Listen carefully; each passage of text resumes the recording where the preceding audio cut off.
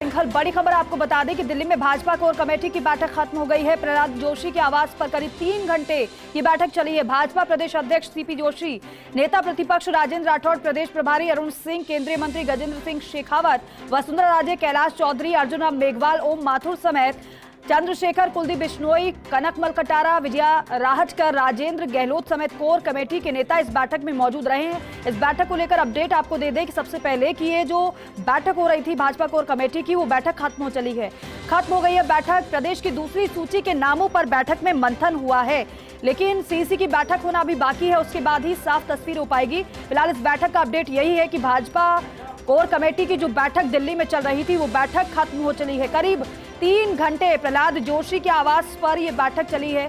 Delhi news editor Aditi नागर हमारे साथ जुड़ रही हैं। अदिति, 3 घंटे करीब ये बैठक चली है भाजपा कोर कमेटी की। बैठक का अपडेट ये खत्म हो गई है बैठक, अभी और क्या जानकारी मिल पा रही है? क्या पूरी चर्चा हुई, क्या मंथन हुआ है? देखिए, 3 घंटे की ये बैठक चली है और अभी कल सुबह भी बैठकों का दौर रहने वाला है।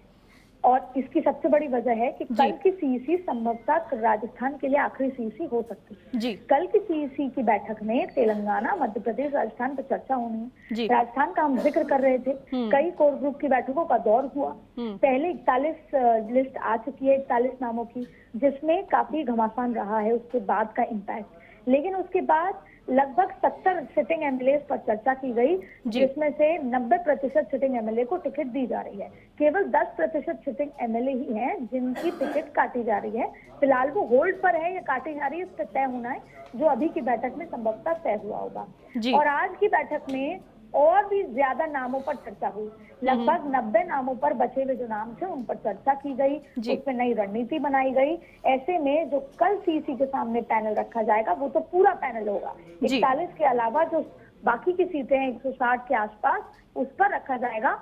लेकिन जो दूसरी सूची आएगी वो केवल सिटिंग एमएलए से रिलेटेड ही आने वाली है, क्योंकि एक बार माहौल को कंट्रोल करने की जरूरत है। जहाँ एक बार पहली सूची आने के बाद थोड़ा माहौल में बदलाव हो गया है, आपसी खींचतान चल रही है। भारतीय जनता पार्टी की अगली रणनीति यही होगी कि वो एक ऐसी सूची पेश करे जहां पर सिटिंग एमएलए हो, जिससे कि कार्यकर्ताओं के अंदर ये मैसेज जाए कि सब कुछ सामान्य है और पुराने लोगों को साथ लेकर चला जा रहा है। ऐसे में अभी लगभग 3 से 4 सूची राजस्थान की आएगी।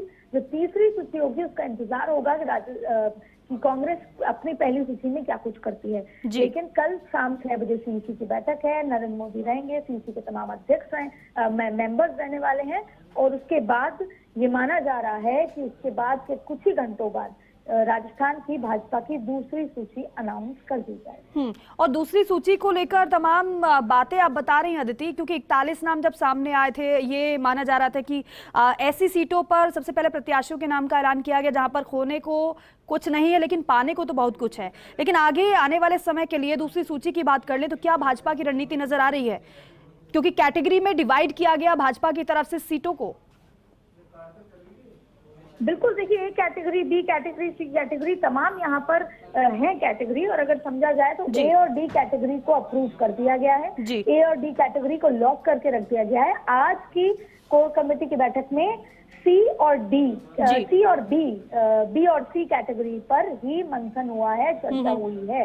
ऐसे में आज की बैठक बहुत महत्वपूर्ण थी, क्योंकि अब भारतीय जनता पार्टी चाहती है कि अब वो कोर लगातार कारपेट बॉम्बिंग करे, चुनाव प्रचार करे। इसलिए जल्द से जल्द काम खत्म किया जाए टिकट वितरण का, और उसके बाद चुनाव प्रचार में उतरना जरूरी है। तो कैटेगरी वाइज बांटा गया है। ए और डी कैटेगरी पर चर्चा हो चुकी है, अब बी और सी कैटेगरी पर चर्चा आज हुई है। ऐसे में अब कितनी लिस्ट आती है बात अलग है रणनीति के लिहाज से। अभी फिलहाल जो सेकंड लिस्ट आएगी वो सिटिंग एमएलए को लेकर ही लिस्ट आने वाली है। ठीक है अदिति, बहुत शुक्रिया पूरी जानकारी के लिए, बातचीत के लिए। तो सीसी की बैठक के बाद ही तस्वीर पूरी तरीके से साफ हो पाएगी, जिसका इंतजार रहेगा।